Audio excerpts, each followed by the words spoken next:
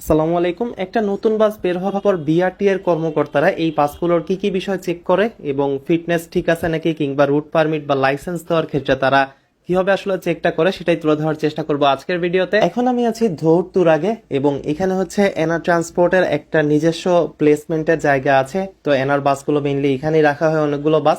এখানে আপনারা নতুন ফুসো বাসগুলো দেখতে পারবেন। টোটাল 10 ইউনিট ফুসো কিন্তু তাদের বহরে যুক্ত হয়েছে। এখানে বেশ কয়েকজন বিআরটি এর কর্মকর্তা আপনারা দেখতে পারবেন যারা হচ্ছে টেপ নিয়ে বাসের মাপগুলো দিতেছে। এখানে বাসের বডি সাইজ, বাসের টায়ার, বাসের ফ্রন্ট ব্যাক সবকিছুরই আসলে টেপ নিয়ে সেটার সাইজ মেজার করে সেটা ঠিক আছে নাকি জাজ করা হচ্ছে। এছাড়া ভিতরে আপনার সিটগুলো যেগুলো আছে কিংবা ওভারঅল যে বিষয়গুলো আছে সকল কিছু আসলে চেকিং করা হচ্ছে।